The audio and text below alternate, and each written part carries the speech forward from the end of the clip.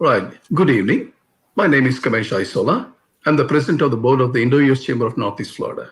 It is with great pleasure I welcome you this evening for a real estate event. First, I'd like to start by thanking our partner, Insurance Wagon, who deals with auto, home, and life and business insurance and serving the Jacksonville community for over 17 years. Now, it is with great pleasure I introduce our host for tonight. Her name is Mrs. Lakshmi Balasubramaniam. Lakshmi has been educated in India, the United Kingdom, and the United States in the areas of information technology, communications, and project management. She's an expert on all things project, program, and systems analysis. Over the last 15 years, Lakshmi has built up a very successful business based on fintech and health insurance sectors. Currently, she's working as a program project manager for Red Hat Incorporated. And without further ado, let me hand it over to Lakshmi. Lakshmi, please go ahead. Thank you, President. Thank you, Board Chair Kamesh. This is an honor to be here to connect with Mr. Inder Arora, who is the owner of AIM Realty, as well as the broker at AIM Realty, and understand the real estate business very well. Few words about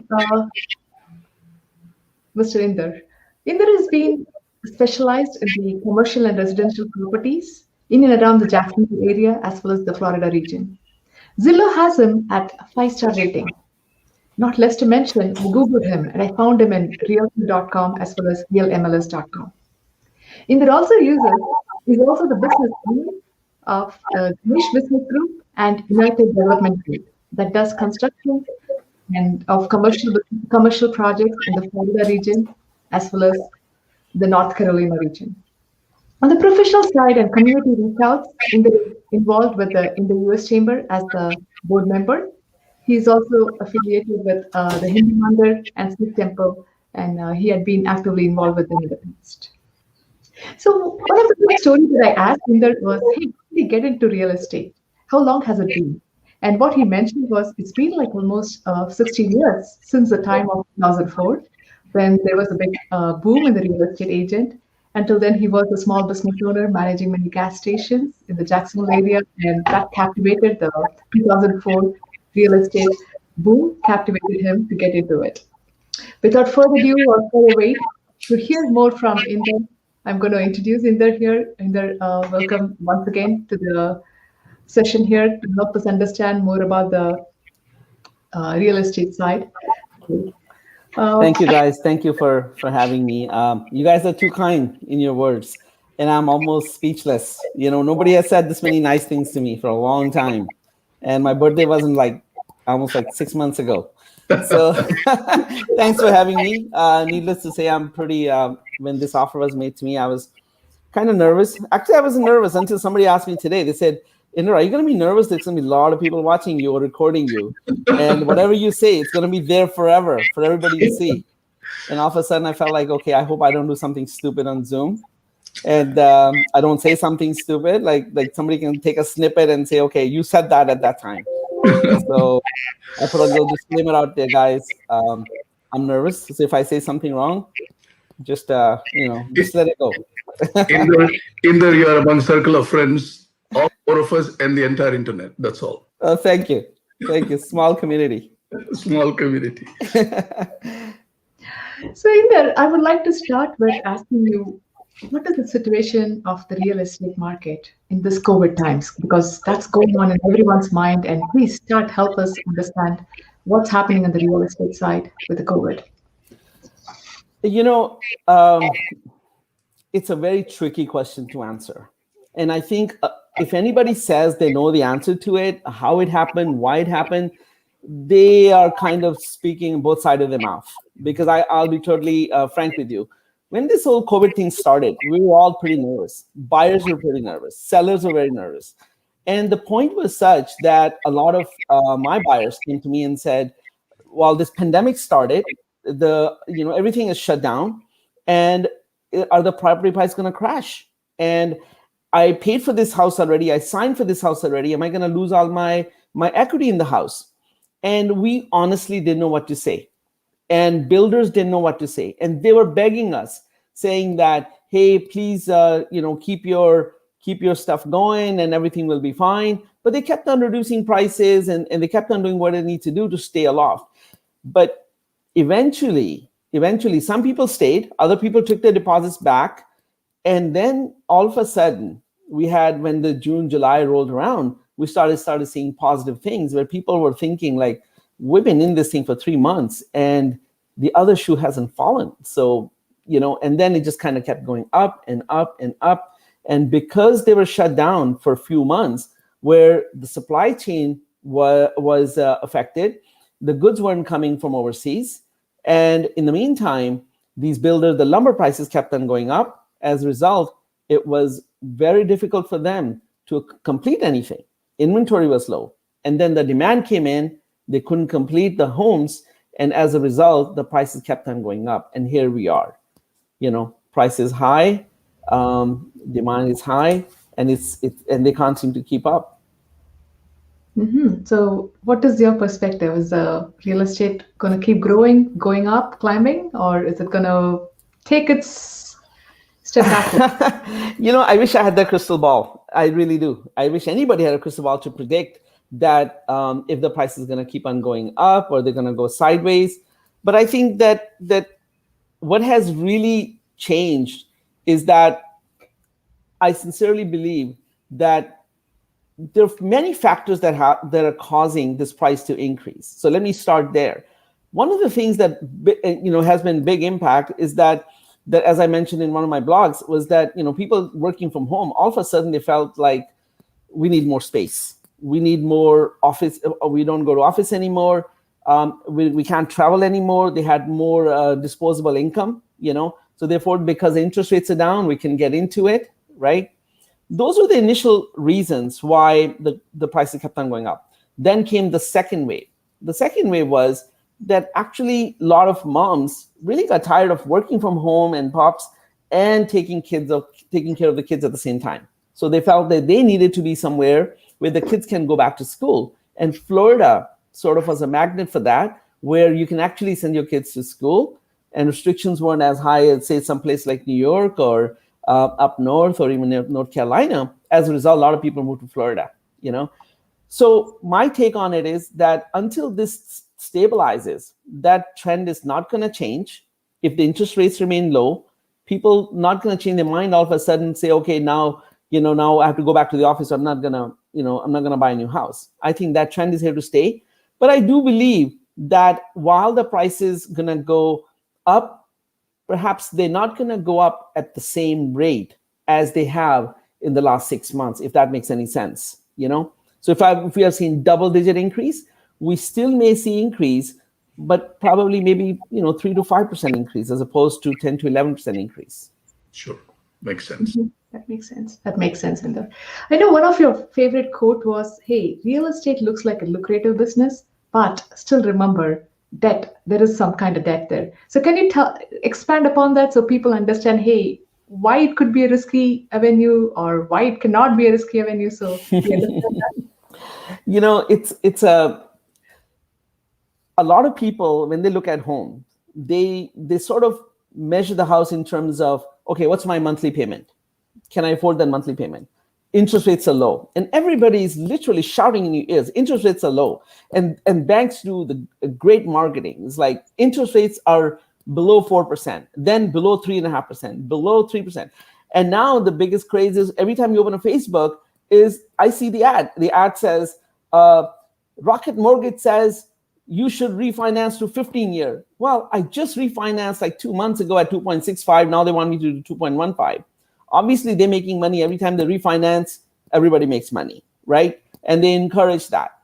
But ultimately, while people forget that interest rates are low and the payments are low and can be affordable, if the prices go up, they still owe all that money. If the house is $600,000, they have to pay every penny of it off, So I think it's sometimes these banks make it very easy to get into it, but on an individual level, I think we all have to take a step back and say, okay, what really makes sense for our family? Does it make sense to own $450,000 house or $600,000 house? Let me share a story that happened yesterday. So I was working with a client. We worked for almost like 3 weeks, and we looked at various properties. And then they decided that we're going to sell our, or maybe, finance our primary home, and we're going to move into a bigger house. No, we're going to rent it out and then we're going to move to a bigger house. We're going to pull the cash out and move to a bigger house. And then they signed the bigger house. They put the deposit down. And then came the daunting task of filling out the application. And that's when they realized that, are we mentally ready to sign a house at $670,000, moving from $300,000 house to $670,000 house, even though we can afford it? And that's when they compromise and say, okay, let's take a step back and maybe buy a $475,000 house, which we signed. But yet, there was a hesitation, and it took a little time to come to that realization, but nevertheless, they got there. And that's a very important message I want to give to everyone, that when you're ready to make that purchase, affording the house is one thing, but you really have to look at other factors, that how you're going to manage that debt. That makes sense. Thank you, Inder. That really makes sense. It is important to see not only what you're going to do with living in the house, but also at the same time what you're going to be incurring down the line. So that's a good point. Yes, there is a question from the audience, and I'm willing to take it. All right, there is a question I'm going to read out to you, Mr. Inder. It is investing in real estate now a short-term or a long-term opportunity, and what triggers should one set to monitor those investment? I'm not sure if this is more of an economic question or a real estate question, but I'll do my very best. Sure. So I have always prescribed that real estate has to be a long-term play. It cannot be short-term play. The short-term play is for the flippers, which means you buy something, you fix something, you sell it, and you get out, right? Real estate has to be for people that want passive investment, basically hands-off investment. For them, it has to be a long-term play. To give you a simple example, would be like this. You buy a $260,000 house, right? With today's investment environment, you can get probably around less than 4% interest rate. And by the time you add your CDD fee, your HOA fee, your mortgage, your taxes, your property management, all that's going to add up to maybe $1,200, $1,300, $1,350, maybe $1,400, depending on the down payments you make. Now, you may rent it out for $1,600, right? This $200 is nothing to get excited about. And it's not, because if you think that $200 is going to change your life, you should never make that investment. But what it will do is that if you look at it in real term, 200 multiplied by 12, 2,400, divided by perhaps, your I'm not good at math, but $50,000 down payment, right? You take that return. Now you add that to the percentage of the property being paid off, and maybe modestly, just at the rate of inflation, maybe add 3% prices going up, which means that $260,000 house 5 years from now, maybe worth $310,000, $315,000.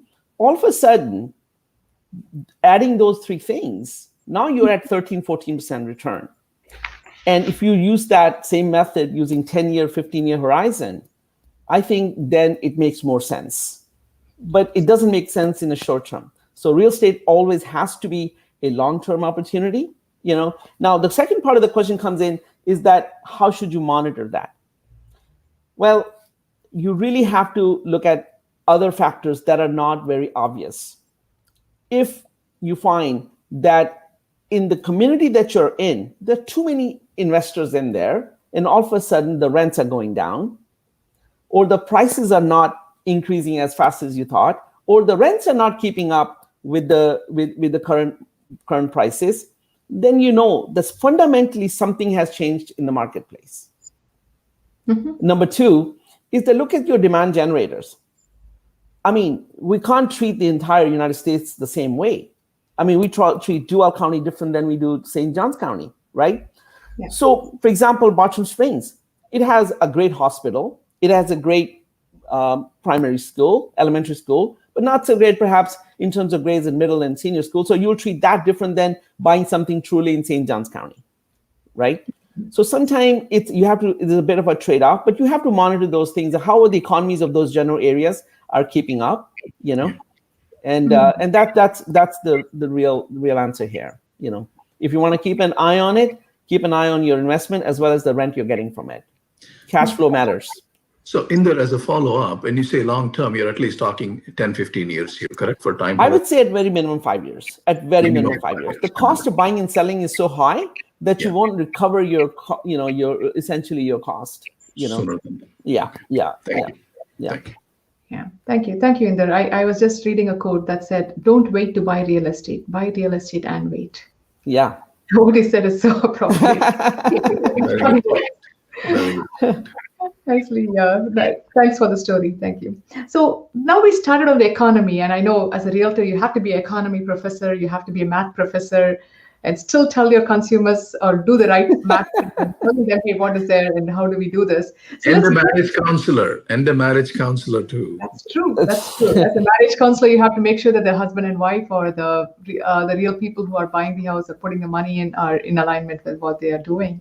So let's dive a little more into the primary residence area where we are talking more about these things. Tell me, what are the mistakes buyers make in choosing their primary residence? Because I'm thinking about like immigrants, mainly the floating population or the first-time immigrants into the big cities like Jacksonville, who come in and say, hey, man, this is a big city. I like to start life here. Climate is good, more appropriate like India. What can I do about going about finding the right house? How do I go about that? And what mistakes they naturally fall trap to? Wow, that's a many-part question, but I'll try to summarize that briefly as I can. Because when you're buying a home, there's so many factors that go into buying a house. There is the financial aspect of buying a house, right? Then there is the physical aspect of it, the way you're going to construct it physically, where the house is going to be. Is it convenient to your lifestyle? And fundamentally, the most important question is psychologically. Are you ready to own that property? Are you ready to maintain the yard, the utilities, the curb appeal, that what an average, a very good American household should have, and what the HOA does demand, right? And those are the three factors. So I feel that a lot of clients, a lot of people in general, they don't look at these three things. They say, we want to own a house, and that's it. And we can afford the payment. But there are other factors that go into it. So let me tackle first the financial aspect of it. Obviously, our system says that you must have last 2 years of W-2 returns, in order to buy a house. However, I will contend that other than that factor, I think person should also realize that how secure is their job. Having 2 W-2 is not good enough. You really have to decide, is your job secure? Are you going to have it 3 years from now, 4 years from now? Do you have the contract in place? Because last thing you want to do is be a house rich and lifestyle poor if you can't afford the payment, right? So those two factors go hand in hand. The psychological factor of having a secure job. And yes, we all want to make our family happy and we want to get this great house. But really, people should pay attention, write down what their essential needs are if they're buying their very first house, right? And then they should decide, okay, these are the things I really need. These are the things I can do without for now, right? And then where do I want to take it from here? Once they decide that, then they can say, okay, we are ready to make the decision. And when they're doing the research, one thing they should really look at is that, are there any things or upgrades that we should do right now that we'll not be able to do later? It may cost us a little bit money now to do it, but later on, it may not be possible at all. And therefore, so for example, would be, let's say the house that you want to buy is $300,000, but your budget is $275,000. So the extra $25,000, should I spend or should I not spend? Ultimately, your answer should be based on that by spending the extra $25,000, how much will it yield me years down the road when I'm ready to sell it or when I'm ready to rent it out? And is there anything what that extra $25,000 is going to cost me, and can I afford that? And that's really important. That's a good point. Yeah, pretty much start with knowing your needs and do those homework. That way when you come to the realtor, it's easy to find the right home for you. Absolutely. And by and large, I would say because of today's so much information available on Google and realtors do a fantastic job. So I'm not saying anything that's new, to be honest with you. I'm not saying anything new. I'm stating the obvious, right? And I think that's more important, is that I think for me, one of the factor is that you got to really look at your finances, is that, yes, prices are going up. Yes, the builders are saying, if you don't buy today, tomorrow it's going to be $30,000 more. You do need to take a step back and really take a stock of your life before you sign that on the dotted line. Yeah. The same line of thought, I'm going to ask you a question tied with the location aspect. Tell me, in the Jacksonville area, whether the St. Johns County, Duval County, what is the appreciation, home value appreciation here? Can you help us understand a little bit on that? Right. So, in terms of appreciation, there are many areas I've appreciated in Jacksonville, and I always say that. I said we are, and I've said this line many times. If people are watching me, they've heard me say that. Is that we are greatly influenced by people we hang out with, right?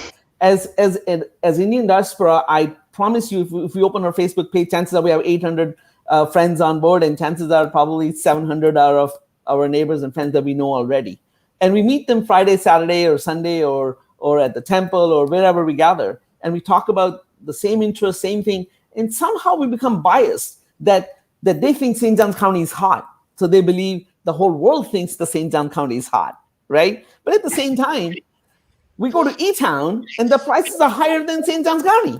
Like, what happened? I thought E-Town wasn't going to be that hot, right? Yeah. So having said that, there are many places in Jacksonville. Jacksonville Beach is on fire. 32224 zip code is very good.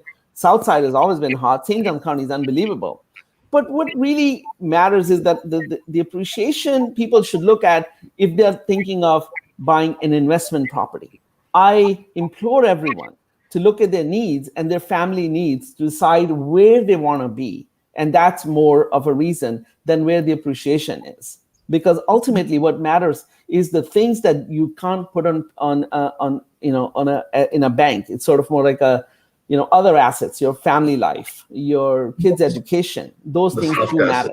Right. Having said that, St. Johns County obviously is great, right? Because they have great schools, they're doing so well. But Duval County has fantastic schools as well. I mean, we've seen the high school. People leave cities and come to their high school just so they can go to Paxton or they can go to Stanton, right? Magnet schools are great. Jacks Beach Elementary is awesome, right? Ask a parent that goes to Jacks Beach Elementary, would you go to St. Johns County? They'll say, nah, we're not going, right? Yeah. So overall, yes, location does matter. Figure out that where your child will be happy, where they will make a good social life, well-rounded life, find out within St. Johns County, there are schools that specialize in different things. Some may have IB programs, some may have AP programs. See where your child fits in and make decision based on that. That makes sense. Yeah, that makes sense. So on the same, it looks like we have a question from the audience. Let's find out. Is buying a land and building a house an option within Jacksonville? Sooner or later, I knew that question was going to come up because I get that question a lot, right? The fact of the matter is that Jacksonville is the largest city landmass-wise in the United States, right? I didn't know that fact until I got into real estate, and I was like, wow, I thought I was like, coming from Canada as well. This is such a backward place, but they got lots going on. And then Jaguars moved in and everything took off. But along with that took off development. And along with the development came a lot of developers. And they started buying these parcels of land that's in and around Jacksonville. What has happened is that a lot of land is really controlled by a lot of old generation families, Skinner family, their own Winn-Dixie and Park Group. And when they own the parcel, they don't want to deal with individuals, sell you one-off lot. They rather sell the lot of, 400 homes to dream finders. And what does dream finders do? They subdivide the plots and then they sell them again. So that's a challenge that you can't really say, okay, I want them in that community, but they won't sell me the lot. I want to build in my own builder. But can you do that? Yes. There are very few places where you can have the security of of gated community and yet be able to bring your own builder. Like, just to give an example, like right now, Deerwood is such an amazing community. I remember when I moved in 1995, it's one of the top 30 communities in the United States to live in. It has only 2 lots for sale. You can buy them and build them. Maybe not the lots you like, but definitely. Glen Kernan has 38 lots for sale right now. 35 actually, 3 got sold. And Nocatee has 3. They had 7 maybe about a month ago, right? So that tells you the shortage there is, where the demand is very high. People want to buy a lot and they want to build their own house, but the cost of construction combined with one-off lot is too high. It is very high, but yes, you can buy land, but there is also individual lots available, a lot of them along St. John's River. Prices vary. They can vary anywhere from 450 to all the way 1 point. I just did a deal for almost $1 million, $1 million for a lot. So they vary, but yes, they are available and you can buy. We'll gladly help them. Okay, good. I know we still have a little more questions I have on the primary residence or personal homes. I want to understand your take on the insurance. How do you help consumers or buyers decide the right insurance for the home, like a new construction versus a old construction? I remember one of your story where about an older home that you sold to your friend had a roof that needed replacement, and you helped them find the right insurance. So can you expand a little bit about that? Honestly, I would when it comes to insurance thing, I'll backtrack. As a realtor, we sort of, people ask this question, either we have to know the answer or we have to provide a resource that we can get them there, right? So for the long time, I have deferred to a lot of insurance companies, and actually Insurance Wagon is one of them. I always, most of the time I will call them up and I'll consult them. And even as a matter of fact, a lot of the time, if I have a buyer wants to buy a house, it's not uncommon for me to actually call an insurance company simultaneously before actually writing an offer, saying, okay, this is the roof age of the roof, and this is the age of the house, this is the type of construction it is, and what kind of insurance can I expect? And the second most important question I always ask is, what flood zone is it in, right? Because that can really impact the amount you pay. Now, it may not seem like a big deal, but think of it this way, that if $10,000 extra mortgage will cost you $40, right? Then extra $400 a year insurance can buy you a lot more house if you just buy a newer house, right? So that can impact your decision. And insurances are actually, in our state, a lot of insurance have stopped writing in a lot of ways. They're bumping up the rates, they're not taking on new clients. So we have to be very careful. And I would, strongly suggest, if you're thinking of buying a house, start your search for insurance company, as well as what kind of premium you can expect if it's not a brand new construction, at the same time while you're shopping for the house. Makes sense. Thank you. Thank you. That makes sense. So let's segue into the investment properties now. Now that we had been talking about personal homes, building home, finding the right place to live in, and now thinking from an investment perspective, it's going to be a little different, right? Because you think of it as like, hey, how much money I'm going to make out of it, rather than, hey, how cozy I'm going to be sitting in my couch in this house. So tell me what homework people should do when they think about investment properties. Maybe that's a good place to start. Yeah. And also, is investment property right for everybody? I think that's the right question. Is investment property right for everybody? So this is what I would do. Essentially, you really have to find out that what kind of personality type are you, right? Are you the type of guy that sort of, if you buy investment property and it goes empty for a few months, are you going to panic? Can you afford to make the payment while the property is vacant? Or are you the type that says, okay, I'm going to do my homework. So this is where I would start. I'm going to do my homework. And first thing I'm going to say is that, where am I going to buy my property? What are the essential elements of buying a right property? Everybody have a different list. There are type of buyers that will buy in certain areas where they feel like, okay, it's a really low, I'll fix it up, I can deal with the tenants. The other type says, you know what, I don't like that area of town. I like a different area of town where I want more of a high-end clients, a high-end tenants, right? So figure out what your budget is. Based on the budget, figure out that what kind of property makes sense for you. And the most important thing is always pay attention to what I said before, is demand generators. Where are your tenants going to come from? Is a hospital nearby? Is a school nearby? What are the ratings of school? Is the shopping nearby? how many other complexes are nearby? And that's really important. That I remember my business professor teaching me once and saying, what's the difference between a tugboat and a cruise ship? It says the cruise ship takes a long time to make a U-turn, where the tugboat can do it in an instant.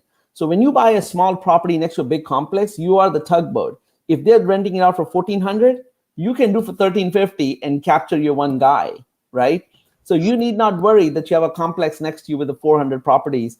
People do ask me, well, there's a big complex coming, should I buy it, right? I'm like, more the merrier, because they're not going to change the price for one client, but you can, right?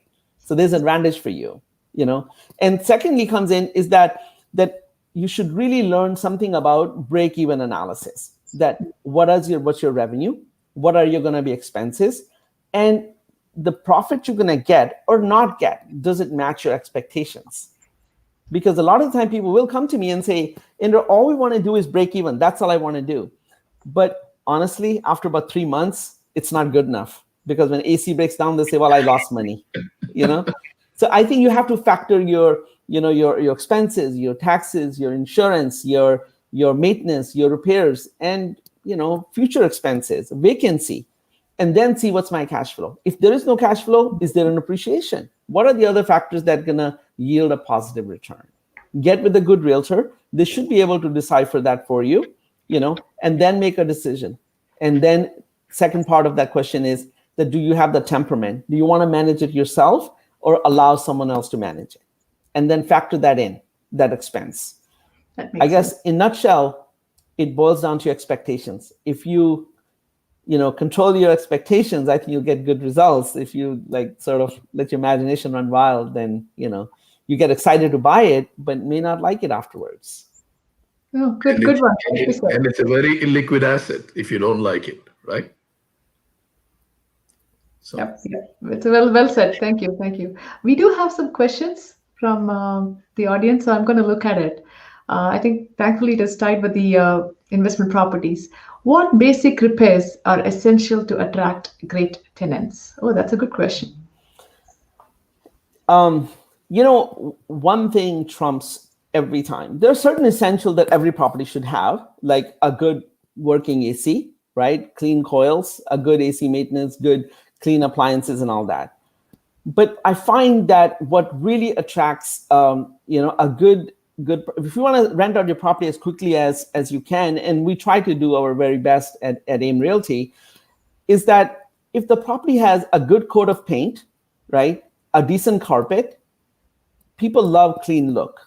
Nothing sells better than clean look. Even if a tenant comes in that's not used to a clean environment, but if he gets a clean environment, chances are he will leave it in a good shape, as opposed to if he accepted the property with some marks and some maybe a bit of a marking on the carpet, and then he will say, well, it was really bad anyways when I got it, so it's worse now and I don't care because that's how they gave me, right? You ever feel that when you go to a public restroom and if it was clean, how you behave, as opposed to when the restroom is a little bit filthy, you simply walk out the same way, right? So it's exactly the same thing. And second thing I would definitely say is this, that if you're going to be in this for a long haul, one thing you should do is grab a paint that is very neutral. For example, a lot of our properties, we use a paint called Sand Dollar, right? So we have 100 properties all with Sand Dollar. If we need to paint a room, all we do is send Sand Dollar all over again. We don't need to paint the whole house. We just do that particular room to brighten it up, right? So pick a neutral color and stick with it over the years.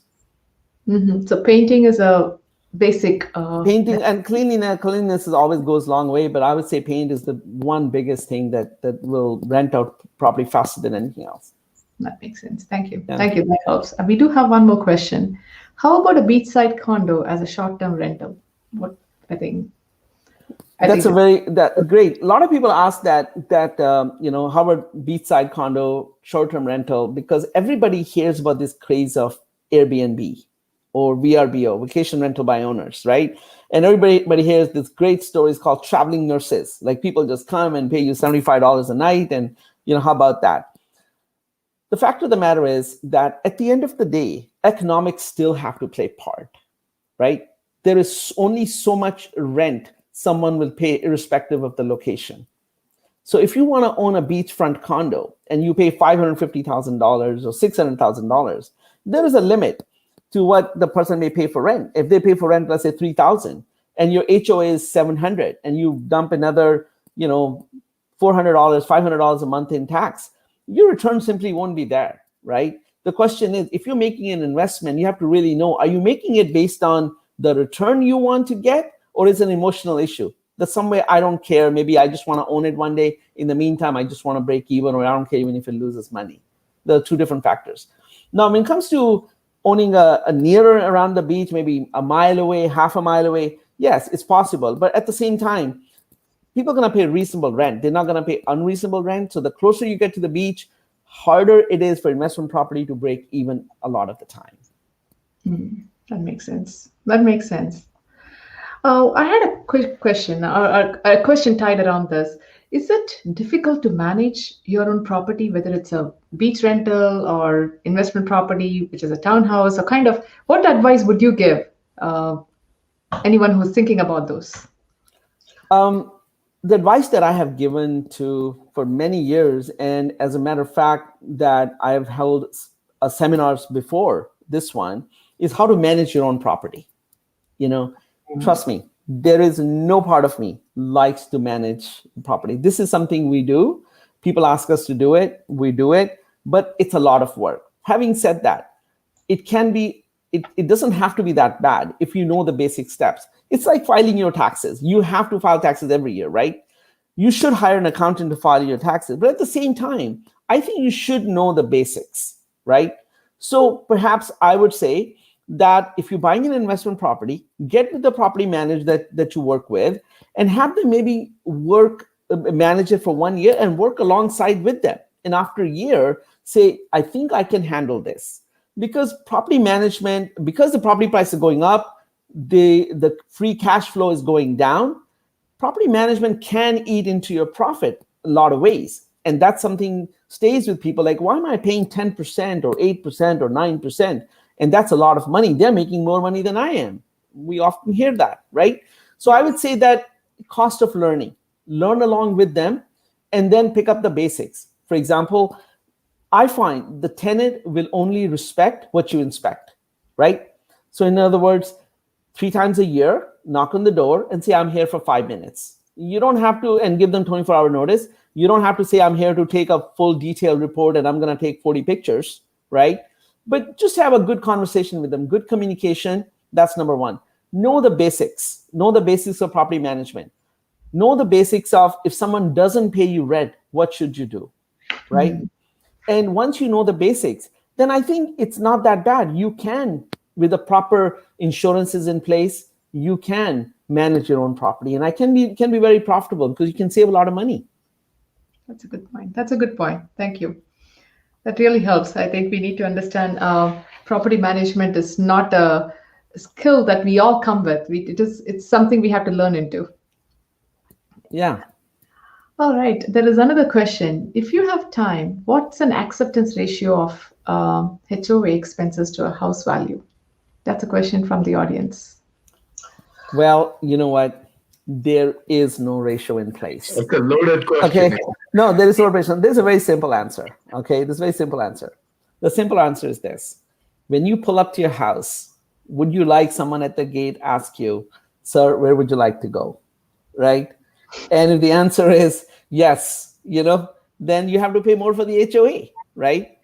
Because fact of the matter is that the minute any community puts a gate on front of the community, it's no longer a public road. It's a private road, right? Because it's a private road, all of a sudden, the community has to maintain the lights. They have to maintain the roads, right?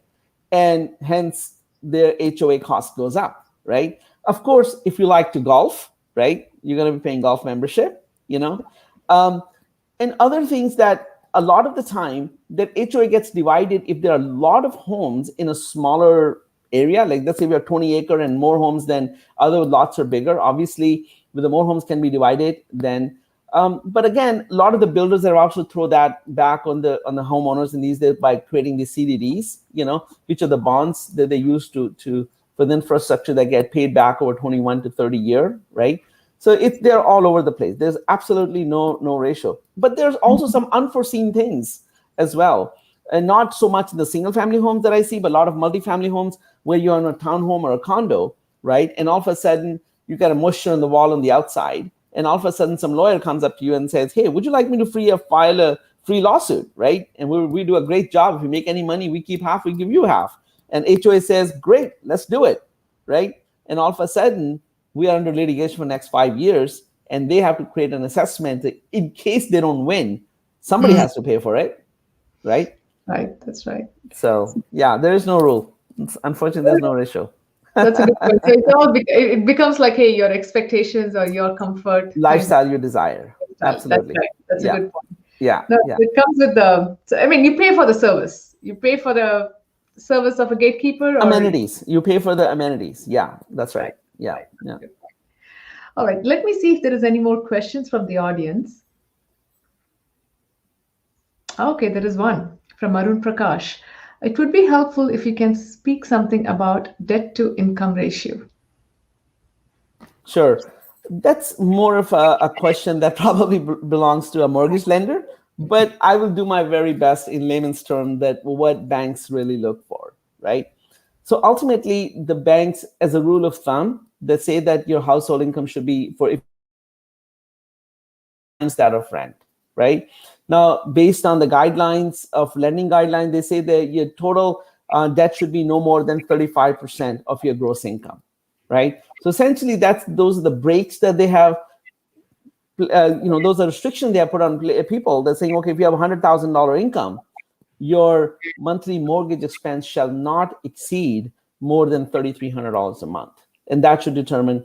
So what's a free money you have left over for grocery, for car, for insurance, and all that stuff, right? For kids' education, long-term savings, reserves and replacement for the house, those factors come into play.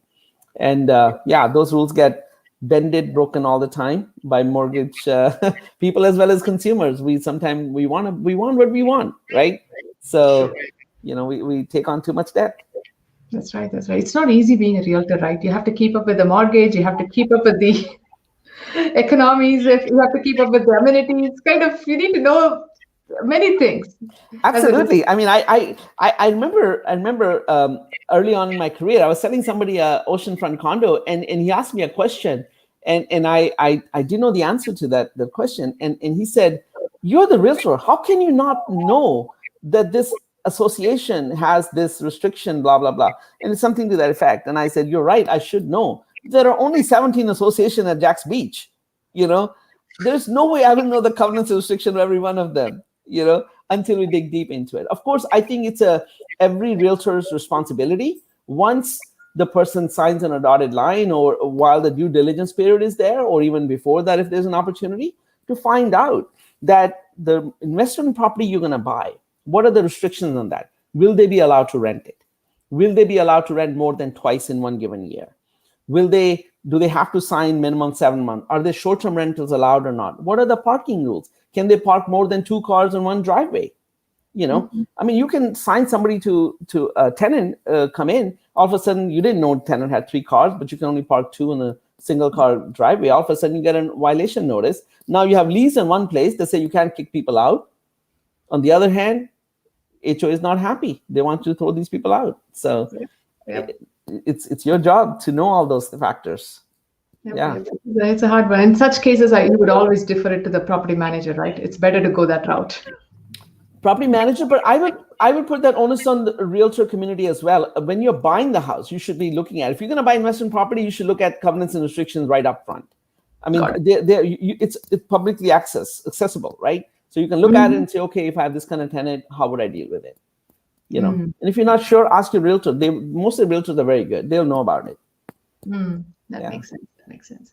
The next question I have is from our audience here. Let's see what's that. If we avoid CDD charging communities, will we end up paying more for the property? Not necessarily. I think it's kind of built in, right? So there's no free lunch, right? Because if you look at, I'll take a simple example. I'll take an example of maybe I'm wrong, but I'm just going by my memory. Let's say if you build a house in Durban Crossing, right? Now it says annual HOA $55, right? And CDD based on the lot size, anywhere from $2,400 to $3,200 a year, right? So if you take that median of, let's say, 2,800, divide that by 12, it's 240 something, 200 something, right?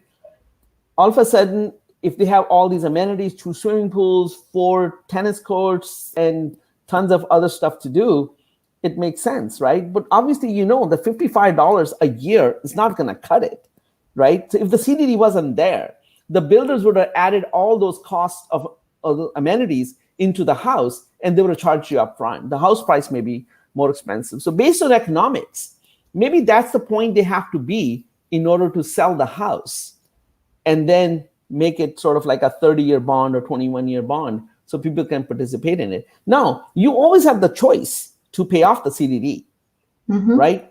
The question is that what you have to look at is that if you pay off the CDD, does it benefit you in the event you decide to sell the house, right? Because the person incoming may not decide that they say, well, I don't know why you paid it off. I don't care if you paid it off. I'm still not offering you more money, right?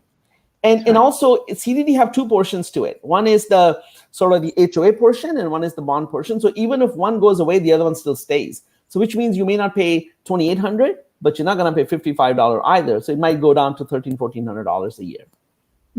That makes sense. That makes sense. No, that's a good point. That's a very good point. Great question. I next have a question about more on the investment side of the properties, and tied with your math and probably even a CPA related question, but you can tell me if it is more CPA related. Yeah, it's CPA related. Yeah, it's CPA related. It's too early to say that. So what's the question? Sorry.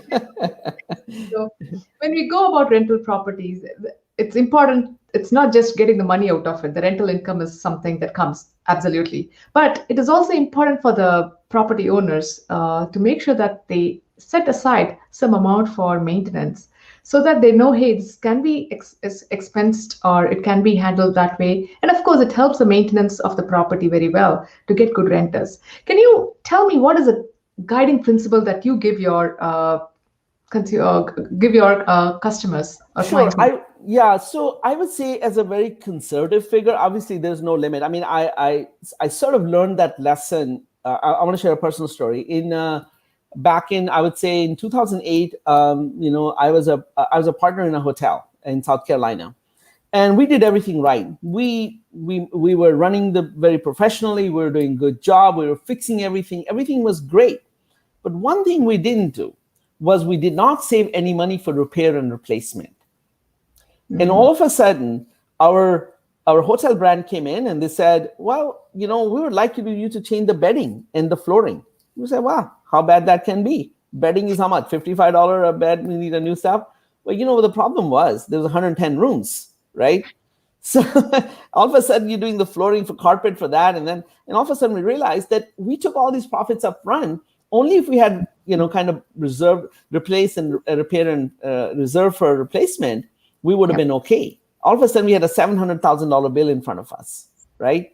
So what's the easy thing to do? Sell the place. Right? Let somebody buy it. They refinance the replacements as well as they fix the thing. So same way, now that's on a big level. At a small level, having your one townhome or a condo is no different, right? I would say that good rule of thumb is you should take at least 5% of your gross revenue, put it aside in reserves for unforeseen things. And, such as if you have to do capital improvements, such as, you may want to change from Formica countertop to granite, right? Because you feel like every rents are going up. You're at, say, $1,350, everybody else at $1,500. You want to know why, right? And that may be easy fix, where you can say, okay, I spend extra $2,500, my rent goes up $150, and I can recover that money in a year and 3 months, right? And that sort of is essentially a return on investment, but you really have to budget for that. Okay, that makes sense. Yeah. That makes sense. Pretty much set aside, I think, 5%. 5%, and I say the same thing. I'll go one step further. I will do the same thing for vacancy, because people just assume that's always going to be, occupied, right? And from my personal experience, what I've seen is, again, by no means it's scientific, right? But I've been doing this for 16, 17 years. And I find that on the average, I've seen maybe 3 tenants every 5 years. So one tenant may say 1 year, the one might say 3 years, and then leave, and then the next one will come up. Some might say 2 years, and then we have another one for 2 years, and then, so sort of like on the average is like 3, right? So you should budget that, and every time it goes out, it's gonna stay about empty for about 45 days. Even though it could go out, like let's say if it goes vacant on 15th, you may find that new tenant on the 17th or 20th, but he's not moving in till the 1st or the next 15, right? Those are empty days. I kind of, in investment property, I call it every day you own the property. Mhm. It's, let's say if it's a $1,500 rent you get, it's like buying a, sort of, $50 bread every morning, right? And then you eat what you can, and what you can't eat, you have to throw it away. So every day is, if that's vacant, it's wasted. Right. Makes sense. Thank you. That helps. We have questions. Okay, we have a question from Sanjeev Dubey. What is the primary driver for the speeding prices on the waterfront or riverfront properties? Sure. Other than the lack of lack of properties, primarily the riverfront and the oceanfront properties. The primary driver for those properties always have been location. At certain stage of your life, when people psychologically, it's very much, like coming from a country where we feel like once you buy your own house, you build your own house, then you sort of kind of made it, right? There is certain segment of population feels like it's a house when you can park a boat behind it, or when you can have your own, if you have a lot of money, your own yacht, or if you have a better personal view, then you feel like, so it's obviously everybody works for their reasons, what motivates you to work. Some people motivate because of family life. Other people get motivated by having that by the time they have gone from primary home to maybe a little upgrade home. And now they feel like, okay, we are more secure. Our job is secure. Our balance is secure. We want to buy oceanfront. We want to buy riverfront, or we want to tear down that shack and build a new one, right? So obviously along the river, what I find is that the number of lots available is a lot less. Secondly, they almost inevitably become legacy properties, which means that they're passed down from father to kids and their kids and their kids. Just to give an example, I did a deal about maybe a month ago, right? Which about an hour ago, it's like a, over $1 million property on the riverfront. And we found out that the house was built on it, the shack that's over there, it was built in 1885, right? So now they have to go back and do the title search to make sure the right people are selling it. And they just sort of discovered that, well, we have a problem because there are 2 Dorothys, and one passed away and the other one we don't know, right? So now it's going to take a little time. So in other words, that property for 100 years or more than 100 years stayed in one family, right? If they didn't need to have the money if they didn't have the money, they weren't selling it, right? Same way. And now in Jacksonville, personally, as you move from San Jose down to Switzerland, it becomes, river flows, but again, there's only so many river fronts, right? Mm-hmm. And because of their legacy properties, there are not too many available. And when they are available, they do move quickly if the price is right. Yeah. The demand is high, but the supply is low. Yeah. Good. We have another question. Why there is drastic difference in property tax within the same zip code? Yeah. So before with the CPA question, I would say that's a county question. I'll attempt to answer that question. And if I am off, please excuse me. I as you know, these questions I did not research these questions. And normally I would say, okay, let me look into it. I'll get back to you. But I would say there are 3 reasons. Number one, the property price that you're paying, suppose you're paying $450,000. Now, when the property gets recorded, you're paying tax on $450,000, right? Now, what if the person previous to that had bought the property for $250,000? He had a homestead exemption on it, which means that his property tax cannot go up more than 3% in any given year, right?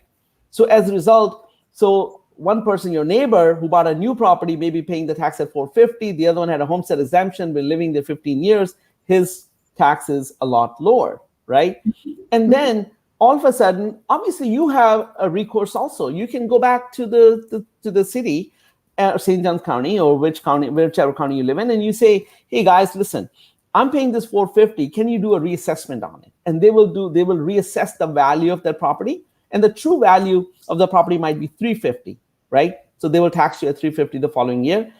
But one factor that I would like to bring in, which a lot of people may know it, may not know it, I always at closing talk to my buyers about it, which is basically the fact that they should always file for homestead exemption, right? That then there is another program called Save Our Homes, programs that came about.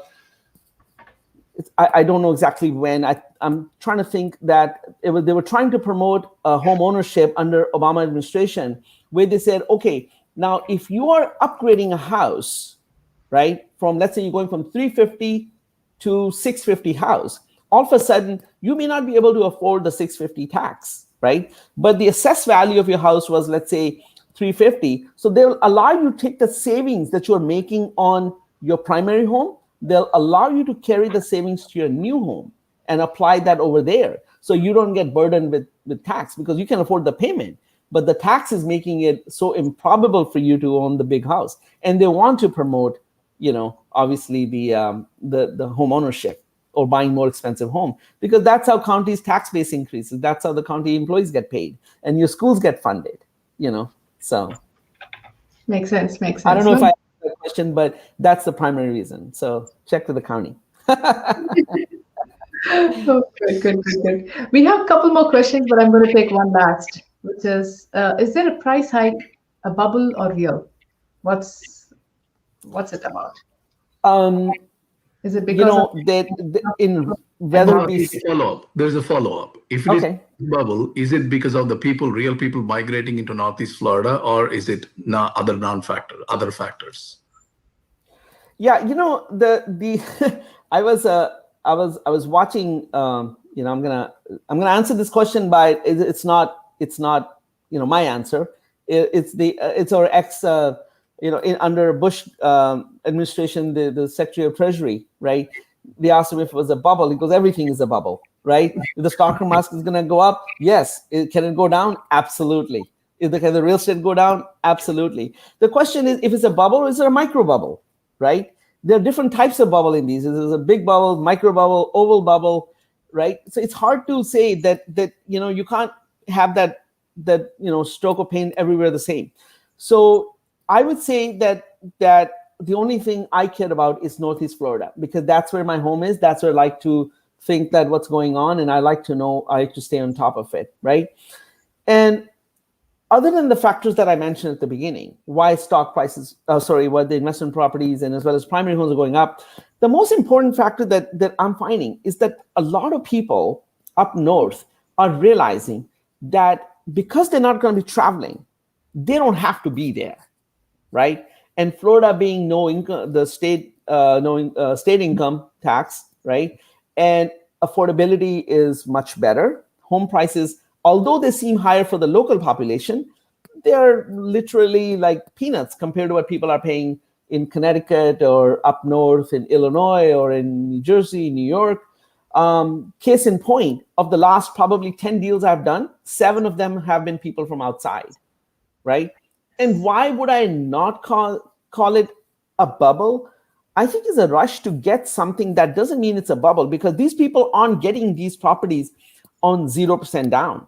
I challenge you to go to any builder right now in St. Johns County and say, I'd like to build go to Toll Brothers. Say, I'd like to build a $500,000 house. They will take $40,000 down. When it was a real bubble back in 2006, I've actually signed a deal when it was a $423,000 house with a $100 down payment. That's it. We gave them a cash $100 bill and we signed on a dotted line and bought a house. Yep. Right? No, so these people their people are putting real money in. So a lot of people are, because of the weather, and other thing that this pandemic has taught us, that why do we have to wait on life? People are thinking of moving here at 65. They're saying, well, let's just go settle in at 55. I have a lot of actually people even from Indian origin. They're saying, hey, I was thinking of moving to Florida when I was like, but older, but now I'm thinking kids are going to college anyways or starting thereabout. Why don't I move early? Right? Makes sense. So. No, good point, Inder. That's a great point. I know we are out of time right now because it's an interesting topic. Who will not want to know about real estate? And especially like you, who's got wealth of knowledge and areas you covered from economy to maths to county commission or even taxes. So it was really pleasure knowing you and understanding the real estate in the Jacksonville market through you. And thank you so much for your time. And over to Kamish. Inder, once again, thank you very much. It was a fantastic session. I hope everybody got a lot out of it. It was funny, it was educational, it was entertaining in many ways. And I also would like to thank our sponsors here, Insurance Wagon, for sponsoring this event. And this event is being recorded and will be on YouTube for further reference. Okay, thank you very much. And I invite everybody to join the Indo-US Chamber. It is free. A lot of events we like to sponsor like this. So please do take an